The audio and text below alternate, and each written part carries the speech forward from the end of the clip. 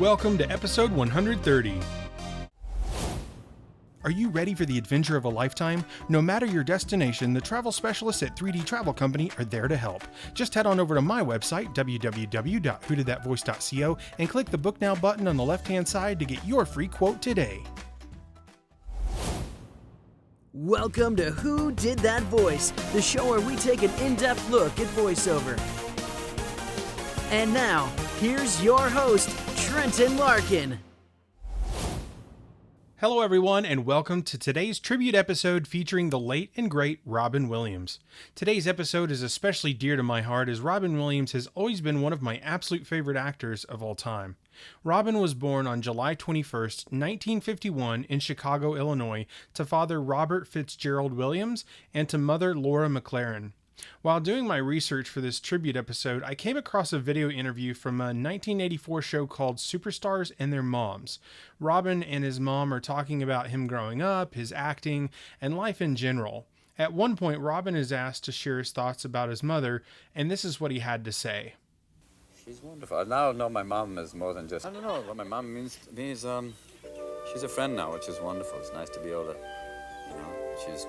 I guess at a certain point when you're growing up, your mom's like, oh, now it's wonderful. Someone you can play with. It's almost like someone you can improvise with and play, and she's fun. Thanks, son. I love you.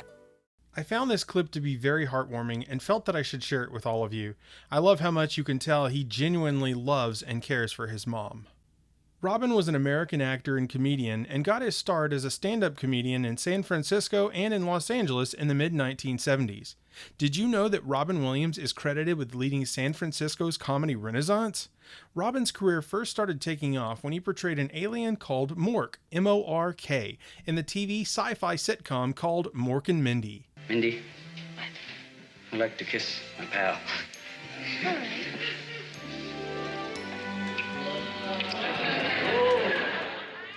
Pulse. Rapid heartbeat. Temperature rising. I get it. What did you get?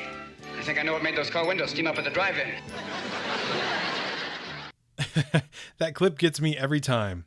I'm going to play you another clip from Mork and Mindy, and this is one where the episode was actually called Mork and Mindy Meet Robin Williams. And so Mork and Mindy are listening to Robin Williams tell the story of how he became an actor, and I thought I'd include the clip. It's pretty funny. Actually, I became a performer by accident. See, my dad used to have this job where he had to move around a lot, and sometimes he'd leave the forwarding address. Oh, he didn't do that. Oh, you're right. I was kidding. Actually, he'd pack me in the crates with the dishes. What a guy, man.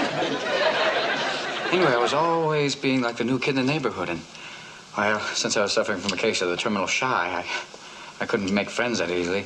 I always spent a lot of time in my room, and I created my own little world, full of like all these little characters that had strange and unusual qualities.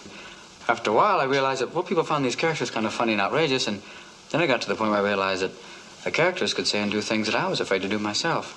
And after a little while, here I am. Ladies and gentlemen, Mr. Robin Williams. We're on. Take care. Wish me luck. Bonne chance. Adieu. Robin's first starring role in a feature film was when he played the ever-popular cartoon character Popeye in the live-action 1980 film Popeye. What am I? Some kind of judge or lawyers? Maybe not, but I knows what law suits me. Careful I don't ruffle me feathers. What am I? I ain't no physicist, but I knows what matters. What am I? I'm Popeye, the sailor. Robin was a man who was known for his fast-paced, improvisational performance style and for his performances in films like Aladdin, where he voiced Genie, one of my all-time favorite Disney animated films. The clip I am about to play for you always got me as a kid, and it still does to this very day.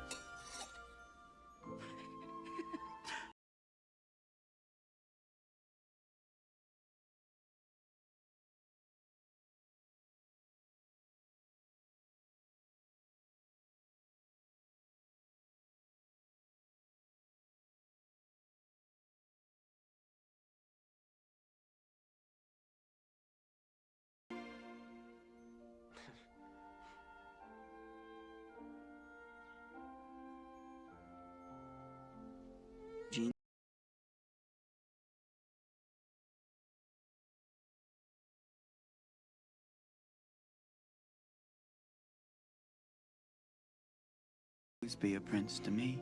Another great film that I loved growing up with was Hook. It was a film my dad absolutely loved, and we both shared the passion for that as I grew up. You know, it was an awesome action-packed movie that taught me that just because I grow up, it doesn't mean I can't still be a kid at heart who believes in magic, fairies, and that he can fly. Here's a clip. What do you want, old man? Just you. You got me, James Hook. Pan the Avenger is back, and the Hook is waiting.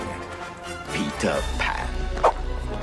Put up your swords, boys. It's Hook or me this time. Better die, Peter. To die would be a great adventure. Death is the only adventure you have left.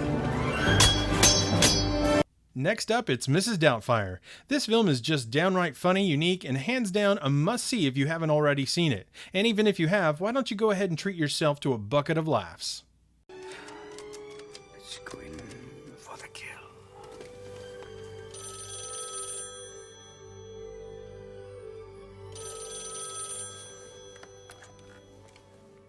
Hello? Hello. I'm calling in regards to the ad I read in the paper. Yes. Well, would you tell me a little bit about yourself? Oh, certainly, dear. For the past 15 years, I have worked for the Smythe family of Elborn, England. That's Smythe, not Smith, dear. And for them, I did house cleaning, cooking, and took care of their 4 glorious children. Oh, I grew quite attached to them after 15 years, but they grew up, as children tend to do. Oh, but listen to me, I am going on when you should be telling me about your little ones. Well, I have 2 girls. Oh, 2 precious gems, no doubt the jewel of your eye. And 1 boy. Oh, the little prince, how wonderful. I must tell you, there would be a little light cooking required. Oh, I don't mind that, dear. I'd love some heavy cooking. But I do have one rule. They'll only eat good, nutritious food with me. And if there's any dispute about that, it's either good, wholesome food or empty tummies. That's my rule. I hope it's not too harsh for you, dear. No. Would you mind coming on an interview, say, Monday night at 7:30? Oh, I'd love to, dear. Wonderful. I'm at 2640 Steiner Street. Steiner. Oh, how lovely. Could you tell me your name? My name? I thought I gave it to you, dear. No. Oh. Doubtfire. I beg your pardon? Doubtfire, dear? Mrs. Doubtfire. Well, I look forward to meeting you. Oh, lovely, dear. Me too. Bye-bye. Ta-ta. Showtime. Next up, it's Good Morning Vietnam. It's just another amazing film, and words can't describe it. It's a barrel of laughs, and let the clip speak for itself. Cro-Magnon, Marty Drywoods. Thank you, Marty, for silky smooth sound. Make me sound like Peggy Lee. Next up, we're talking about Jumanji. This movie was a pinnacle of my young life, and it left its mark. What year is it? It was brand new. No. What year is it? 1995, remember? You got some ID? Oh, let me guess, you probably left it in the other Tarzan outfit, right? 26 years. Are you from around here? I was. But I've been in Jumanji. Sarah? No, I don't go by that name anymore. Sarah Whittle? What do you want? 26 years ago, you played a game with a little boy down the street. A game with drums.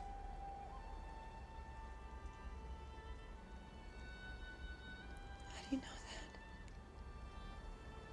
I was that little boy, Sarah.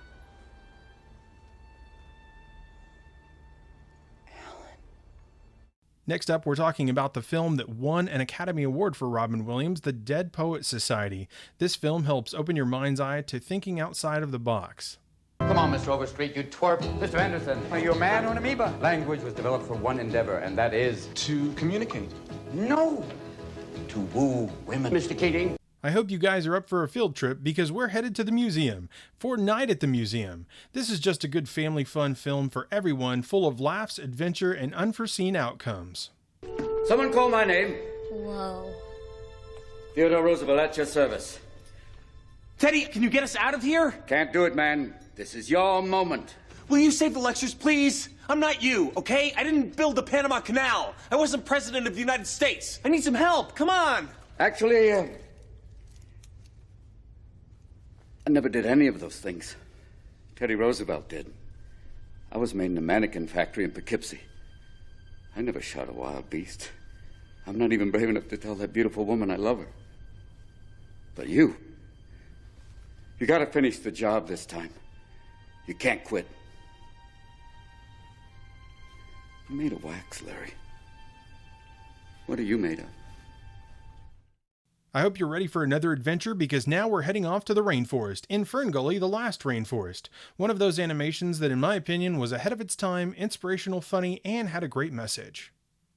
Hello, I'm a nocturnal placental flying mammal, a member of the family of Pterodiddae, or Pterodidnae. If you can't tell, I'm a bat! Yes, I am. And they used to call me Batty, Batty Coda. Nice to meet you. Bonjour. And where are you from? I just blew in from a biology lab. I'm back and I'm flapping free. Let me tell you a story, and it's all about...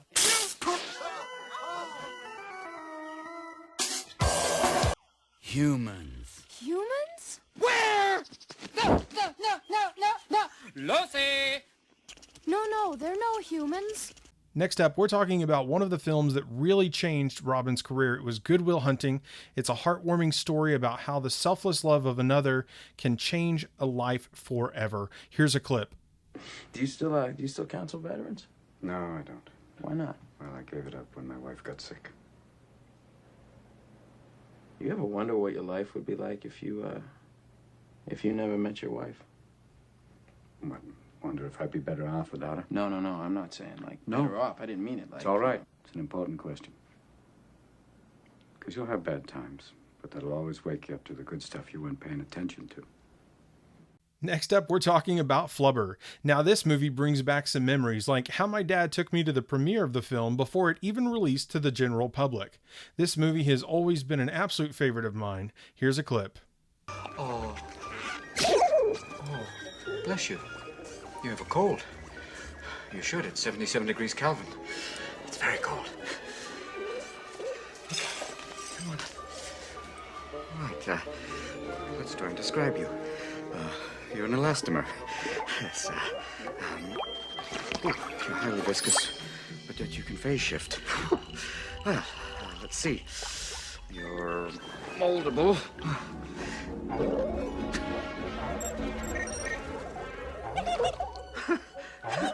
It's a little ticklish. Oh. You're foldable. You're gullible. Oh, right. Let's see. Oh, wait a minute. Okay. And... oh, you're ductile.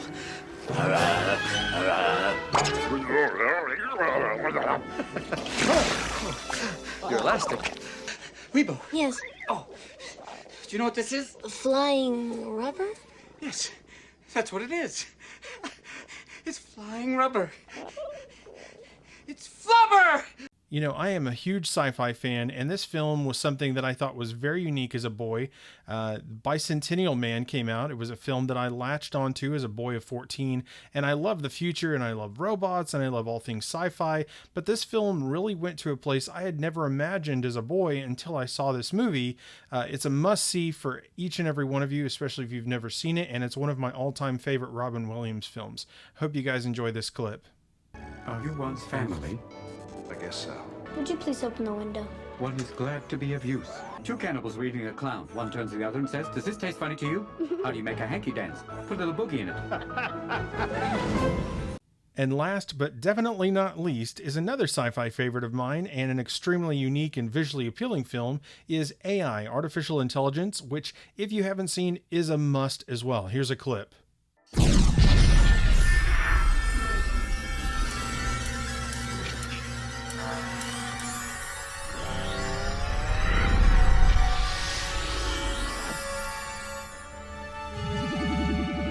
starving minds.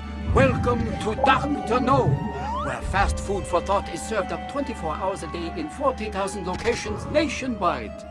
Ask Dr. No, there's nothing I don't. Tell me where I can find the blue fairy. Question me, you pay the fee. 2 for $5, you get 1 free.